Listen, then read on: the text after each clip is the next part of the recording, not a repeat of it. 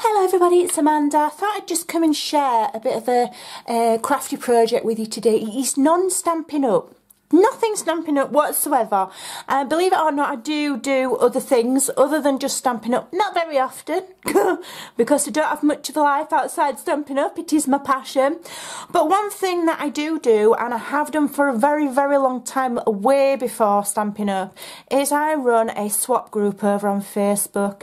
And we are called Shabby, Chic, Crafts and Swap Group. And it's been running a very, very long time, because before I joined Stampin' Up, I used to sell lace and other things for Shabby Chic crafters. I still do sell bits of lace to my old customers, not on the scale that I used to do because I'm too busy, but I do still sell the odd bits and bobs over there. If you want to come on over and join us, there is a link in the description box below. And one of the swaps that we had up is, you know, an oldie but goodie, and that is stick pins. And we had to create a few stick pins. So mine are in this little box, and I've just used some, and this is actually Graphic 45 Gilded Lily paper. And I'll just show you the stick pins that I created and hope that the lady I made them for isn't watching. And these are mine. My stick pins in there with some lovely fabric, and they're very, very, very quick and very basic and very straightforward.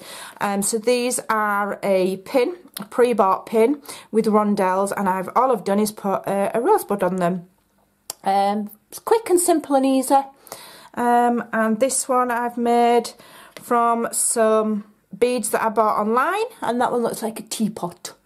And then this one is a great big one. I've had these in my stash years. I bought them years and years ago in the sale in Dunelm, and they've lasted me for ages. And I've just put some more rosebuds on there. So they're nothing groundbreaking, but they're pretty.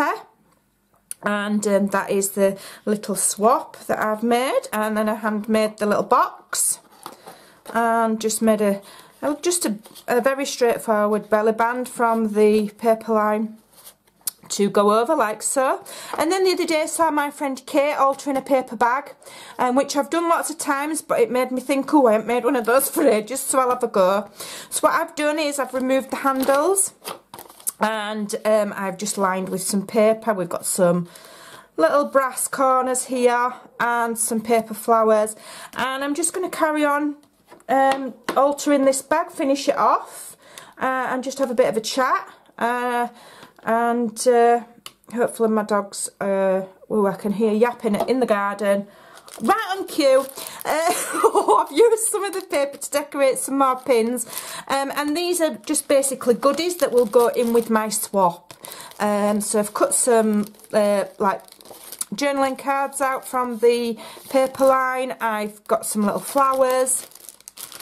And I've made some little tags here and inked them around the edges. So I'm just going to finish off this little bag, and I want to line it with some lace, I think. I've got several, I don't know which to use. I might have this frilly one, I'm not sure yet. I'm not sure if that's a bit too much. I might have this one. I need some scissors. I'll just trim it first, I think. That bit's got a bit... it's a very long time since I've crafted with lace. I used to do, if you're new to my channel, and if you have a look back at some of my very old videos, you know, I used to do bits of crafting with lace, and, you know, I've not done it for a long time, fell out of love with it, and I've kind of got back to it again recently. So I am going to be doing some, not loads, because, you know, my passion at the moment is Stampin' Up. I absolutely adore it, love it to pieces. But, you know, I do like doing other bits and bobs as well to save my sanity. So I'm just going I'm using hot glue because it's, you know, it's quicker. Try and get that on there before it dries, but it does dry really quick. You don't get a lot of wiggle room with hot glue, and that's just added a really pretty frill on the bottom of there without, you know, overfacing the pretty paper. So I'm just going to glue down the side of that. That is the bottom of the bag, like the gusset part. I'm just going to glue it down. I think I'm ready for a new glue gun. I've had this glue gun at least 4 or 5 years. It's been brilliant. I think I'm due a new one if I'm going to start doing a bit of fabric crafting again. So that I'll just leave that to dry. And I have punched a hole there with my lovely toy. And I've got some of these vintagey looking darker coloured eyelets. So I'm going to put some of these in. I'm going to put one in each side and then I can fasten it with some...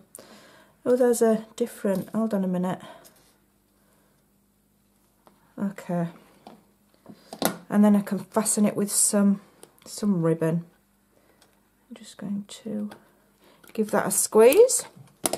That's one done. And I buy these eyelets from wholesalers where I get my lace from, so I get them and they are so cheap, it's ridiculous. They're ridiculously cheap. So, you know, way cheaper than the company that sells that. So, that's that bit done. So now I've got some seam binding, which I used to buy.